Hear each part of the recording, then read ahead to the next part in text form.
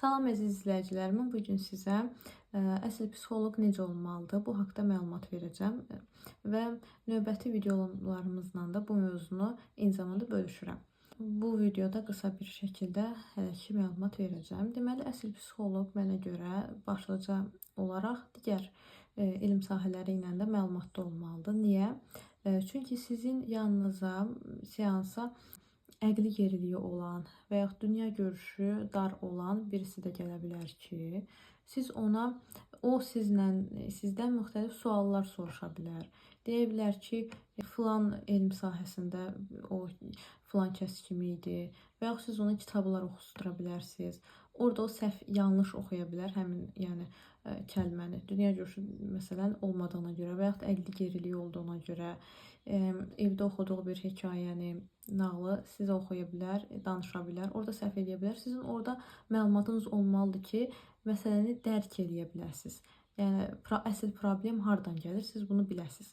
Buna görə də məhz sizin digər elm sahələrlə bağlı çox güclü bir məlumatınız olmalıdır. Həmçinin bu digər elm sahələrinə də aiddir. Məsələn, riyaziyyatda əqli geriliyi olan uşaqlarla işlənilə bilən bir şeydir. Həmçinin psixoloqun hissiyyat qabiliyyəti də müəyyən dərəcədə olmalıdır. İlk baxışdan o insan nə hiss eləyir? Yəni durduğu yerə müxtəlif terapiyaları həmin insanı yükləmək də düzgün bir məsələ deyil. Siz ilk növbədə bilməlisiniz ki, onun duyğuları nələrdir? O insan necə bir insandır? Çünki düzdür, o insan deyəcək onsuz da sizə ki, hə mən belə bir insanam, belə bir insanam. Amma siz yenə də bilməlisiniz ki, onun deyə bilmədikləri də olacaq. Həmçinin deyərdim ki, burada sizin öz yanaşmanız da olmalıdır. Yəni öz yanaşması olmayan psixoloqlar çətin, məncə işləyə bilər. Daha doğrusu nəticə, çətin əldə edə bilər. Və həmçinin psixoloqda ön yarğı da olmamalıdır. Yəni ön yarğı, siz tez qərar verməməlisiniz ki, hə bu insanda, bu uşaqda bu problem var. Bir səhv eləyən kimi, bir hərf səhv eləyən kimi onu nəzərdə tutmamalısınız ki, həqiqətən də bunda əqli geriliyi var və yaxud həqiqətən də qavrama çətinliyi var. Yəni bu da olmamalıdır. Siz uzun müddət, bir neçə dəfə, yəni birinci bu problem oldu, ikinci bu problem oldu və üçüncü də bu problem oldu. Ondan sonra qərar almalısınız ki, həqiqətən də bu insanda bu problem var. Bunu əslində praktik olaraq başa salmaq daha asan olardı. Amma bu belədir. Yəni ön yarğılı olmaq psixoloq üçün həqiqətən də sonradan böyük problemlərə aça biləcək bir məsələdir.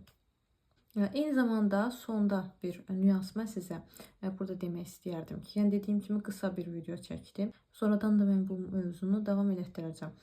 Çünki bir dəfəyə çox yükləmək də istəmirəm. Həmçinin psixoloq həmin o seansda iştirak eləyənin yanında onun problemlərini deməməlidir. Yəni ona bildirməməlidir ki, sənin bu problemlərin var. Çünki əksinə onun problemləri onun üzünə deyilməməlidir və elə bildirməlidir ki, o normaldır. Çünki o özündə problem olduğunu bəlkə də bilir. Yəni sizin bir də onun əksinə üzünə vurmağınız onda qayğılara, narahatlığa səbəb ola bilər.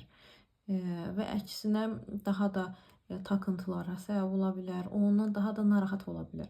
Buna görə də siz o problemi həll eləməyə baxın. Yəni onun üzünə o problemi deməklə o problem onsuz da həll olunmayacaq. İnan ki, həll olunmayacaq. Yəni o problemi bir-bir, ardıcıl olaraq siz həll eləməyinizə baxsaz, həmin insan da sizdən daha çox qane olacaq, daha çox razı qalacaq. Nəinki onun üzünə o problemi deməklə. Çünki problemi olan insanlar belədir ki, onsuz da onlar bir məsələyə həddindən artıq ilişib qala bilirlər. Məndən bu qədər. Sağ olun. Gələn videolarda görüşənədək.